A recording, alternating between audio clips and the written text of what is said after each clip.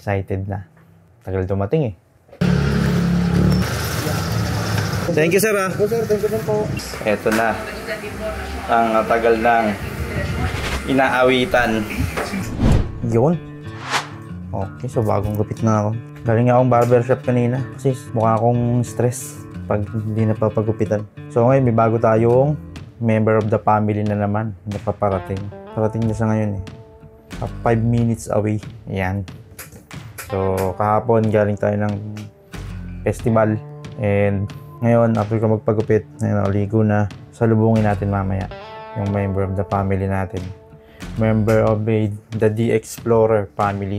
So antayin ko lang tumawag, then puntahan ko na lang siya sa labas pagdating. So abangan nyo. Solid to. Solid. Sobrang kalat ng aking kwarto. Ayan yung office ko. Sobrang gulo. Hindi pa ako nakakapaglinis ulit. So dito ako nagtatrabaho, dito ako nag-edit ng mga video natin. Yan ang aking PC. Ayan, sa likod. Comment kayo kung gusto nyo malaman yung specs niyan. Hindi naman yan ultra high-end na PC, pero it gets the job done. Excited na ako. Excited na. Tagal dumating eh. Dumating na ata. Ito na yung aking order. Ayan. Hello, sir. Hello. Lalabas na ako, sir.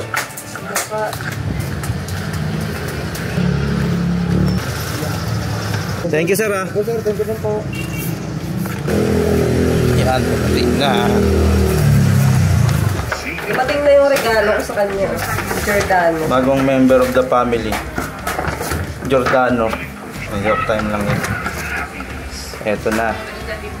Ang tagal ng inaawitan. May videohan pa ako. Reaction video po. Oh, videohan din kita. Oh, videohan tayo. Oh, ano? Pag-upgrade na tayo ng action cam. After a very long wait. What's this? Basa. Osmo. Action. Ang galing ah! Dumating akong deliver pero hindi ko na pinansin. Ito na ang pinansin ko. Pumayag na kasi siya eh. Tagal kong inaawitan eh. Sabi niya kasi bibili din naman kami. Ba't ko pa patatagalin? Eh, binili ko na ngayon. Pero mas mura talaga siya doon sa nabibilhan ko. O, doon ko rin nabili yung Osmo Pocket 3 na ginagamit ko ngayon eh. Adventure combo to? Oo, adventure combo yan. Ayan. So, unbox na natin. Nakita tayo sa office. Kaya mo na yan.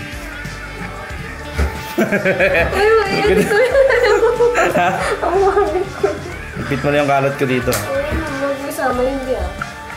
Hindi ko kasama. Ako nag-e-edit eh. Ikaw mag-edit. Unbox.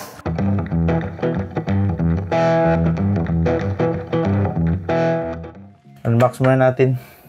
Gamit ang ating mahiwagang cutter. So ito yung Osmo Action 5 na adventure combo.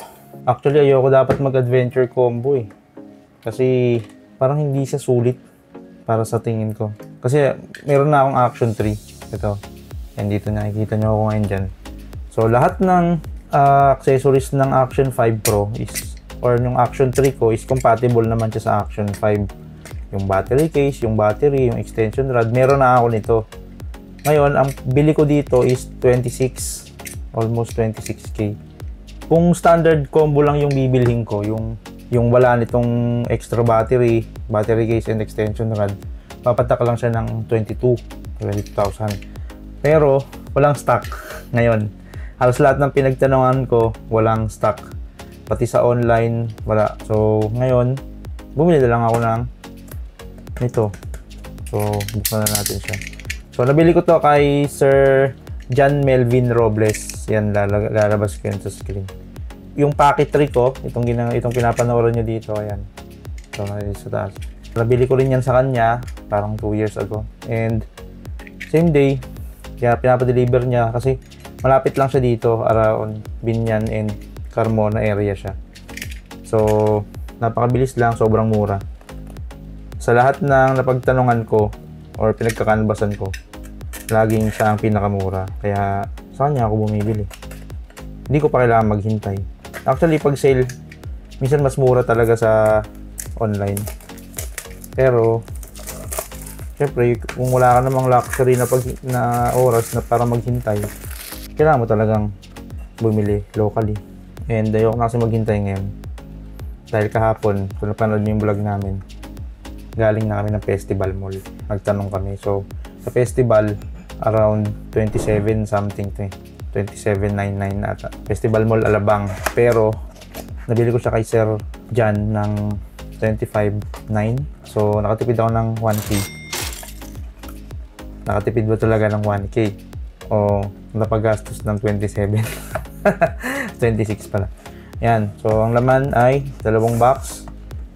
Accessories. Ito yung mismong Action 5 Pro. Tapos yung ito, yung ating selfie stick. Pero meron na kasi ako nito eh. So, extra na lang to. Dalawa na, bali dalawa na ngayon yung selfie stick. Next. So, wala na naman yung box. Ayan. So, ito, may cage na rin pala siya. Dahil may cage na siyang kasama, dalawa na rin ulit yung cage ko. May cage na kasi ako eh, sa Action 3 ko eh. Kaya ngayon, doble na naman siya. Isip ko nga lang yung lighting ko. Medyo malakas. So, dalawa na rin yung cage ko. Pero sa bagay, dalawa naman yung action cam ko eh. So, dalawa din yung cage. Ano to? Ano to? Bago to ah. Ah, hindi. So, kasama na rin siyang ito, mount para kung saan ko siya gustong idikit. Additional na naman tayo, extra na naman tayong magnetic clip. So ito lagay natin dito yun kasi for warranty purposes. Uy, may additional na naman tayong mga nuts ba tawag dito, screw. Ayan, ito hindi naman natin kailangan to. Balik natin dito lahat. Hindi, sama natin to, baka kailangan. Sabihin muna natin. So, case, may hard case. Parang hindi ko pa naman trip yung hard case ng DJI. Additional na dalawang tornilyo, blocking screws. Yan. Magnetic clip. Yung mismong camera, buksan na natin. Yun, ganda. Woohoo! Wahaha! Dalawa na ang ating camera. Ito siya. F2.8 155 degrees field of view and 1/1.3 inch sensor. Ayan. So, yung dito sa action cam ko is 1/1.7. Kaya medyo nalalabuan ako sa editing. So, dual purpose naman siya. Ginagamit ko siya sa studio ko at saka sa vlogging. Pwede ko rin siyang gawing webcam pag may meeting. Triple purpose pala siya. So, ang accessories niya, uy, ang dami na nating ganito. Additional na magnetic clip, mount, USB cable, charging cable, and yung extra batteries natin. Saka yung Mimo app link. Kasi yung Mimo app, hindi mo siya mada-download sa Play Store. So, kailangan mo ng link. Sabi na natin to. Stickers. Sabi natin yung stickers. Saan ko dinidikit yung mga stickers ko.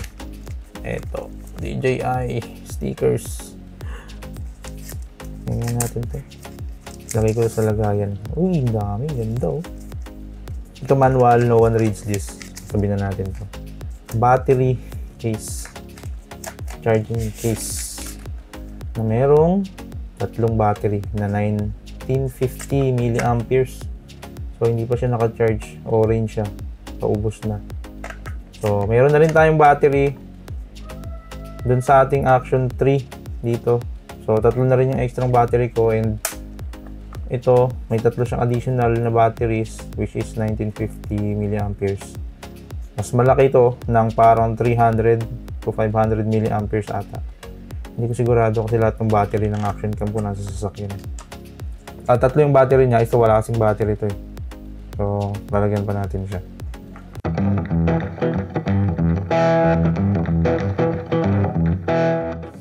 So ano nga bang nagustuhan ko dito? Bakit gusto kong bilhin tong action cam na to?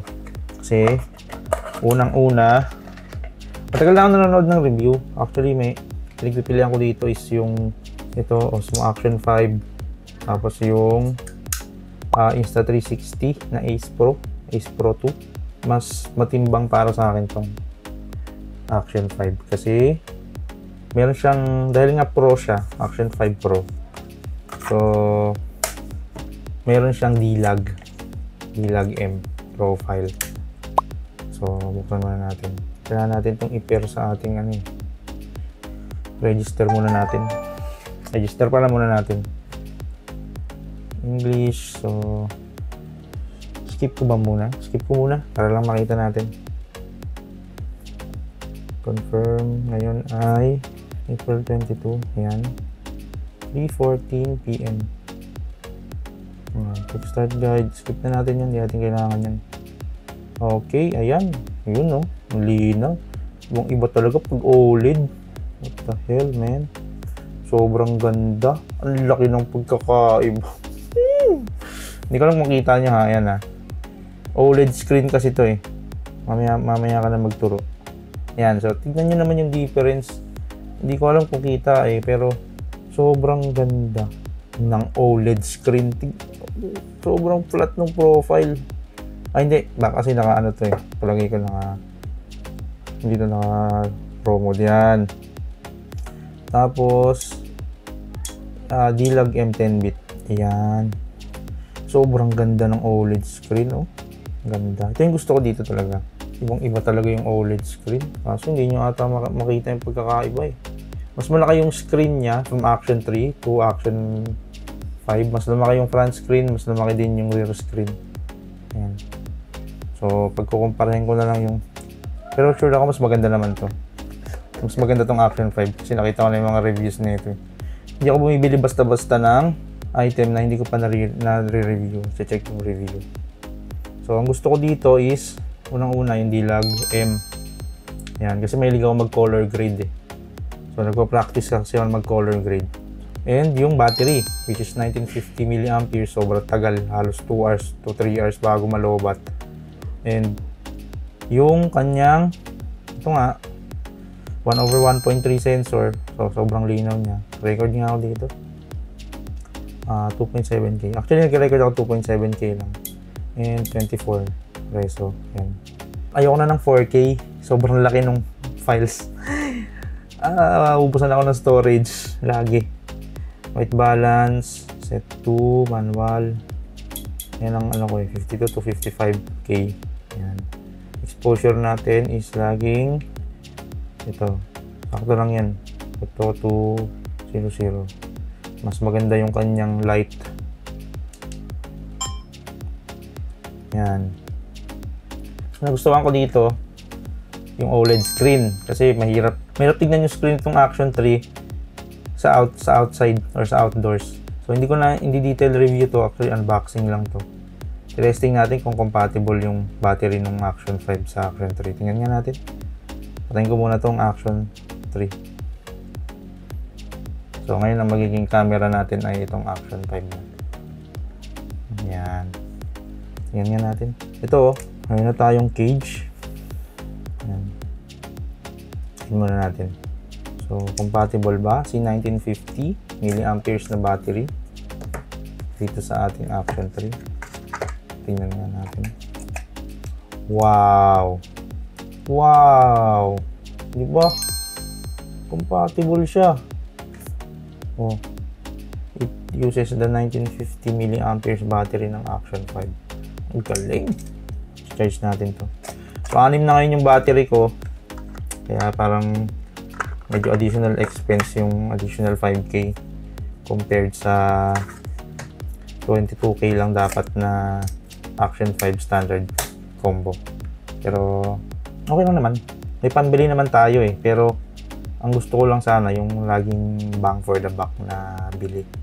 Ayoko kasi nung bumibili tapos parang hindi naman sulit yung binili mo.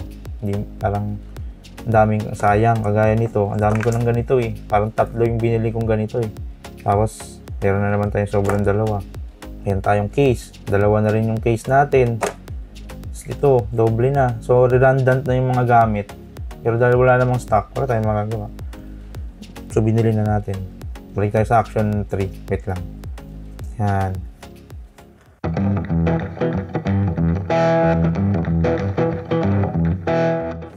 Yan. So, mapapansin nyo yung difference niya na.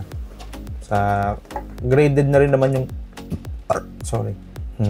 graded na rin naman yung makikita nyo. Pero balik tayo sa Action 3. Yan. Ito yung Action 3. Ito yung Action 5. Ito yung Action 3. Ito yung Action 5. Ang mga nagustuhan ko talaga dito sa Action 5 is yung unang-una pwede ko siyang i-pair sa mic, DJI mic mini at saka mic 2. Pero wala pa ako dun eh. Bibili pa ako. So sa ngayon, gusto ko pa rin siyang feature kasi bibili pa rin ako dun. So nilook forward ko na yun siya.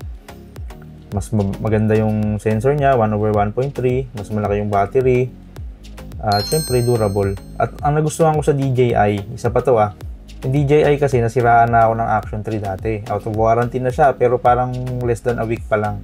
Hindi ko ata yun na-i-upload. Pero last time yun na umuwi kami ng Cebu, na water damage siya, na basa ng tubig.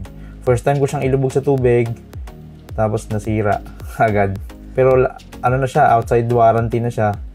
Pero tinanggap siya ni DJI, yung DJI Service Center sa Makati, and ni-replace siya. So itong Action 3 na to, bago na to. Hindi na to yung dati kong ginagamit. So pinalitan nila to ng brand new, pero walang accessories. Yun, kaya medyo masaya ako sa DJI products ko. Never pa silang bumigay sa akin. Kung di nyo alam, DJI din yung drone ko. DJI na Mini 4 Pro. Pro version din siya, pwede din siyang i-color grade. Ito kasing, itong DJI Action 3, hindi siya D-Log M. Kasi DJI Action 3 is DC ni-like lang siya. Ayan. Unlike nito na talagang D-Log M. So D-Log M yung aking action cam, D-Log M din yung grading nitong aking Pocket 3. So D-Log M din yung color grading ng aking drone. So yun ang nagustuhan ko. Pare-pare sila ng log profiles. Ito kasi DC ni-like lang siya. So hindi siya parehas ng log profile nito. Ayan o, makikita ko yung difference dito sa screen. Talagang mas maganda yung kuha na itong Action 5 Pro. Tapos, meron siyang built-in storage na 40 gig. Actually 64 gig siya eh. Pero 60 gig, pero 40 lang yung mga gamit mo, 40 plus. So meron siyang built-in na 40 gig. So sa use case ko, goods na sa akin yun. Hindi ko na siguro ito bibilhan ng additional na SD card. Kasi ako, after ko mag-record, nilipat ko na agad sa PC. Tina-transfer ko na agad. Kaya lagi akong nauubusan ng storage dito sa PC ko. Kaya nag-decide akong bumaba ng 2.7K lang na reso. Parehas yan sila. Sa 2.7K, 2.7K, at 2.7K din dito sa ating Pocket 3. Yan. So, ito. Conclude na natin to. Sobrang happy ako dito sa Action 5 Pro. Ayoko kasi talagang bumibili ng mga bagay na hindi ako sigurado eh. So, ito matagal na itong na-release. Check ko na rin yung mga reviews. And talagang sa lahat ng competition na lumabas, nakasabayan niya, ito talaga yung pinaka nagustuhan ko. Subukan na rin yung quality and services ng DJI. So, alam ko matibay ito. At kung magkakaproblema man, madali lang ipa-warranty. Hindi kagaya nito, sira, tapos ayaw i-warranty. Yan, nakakainis.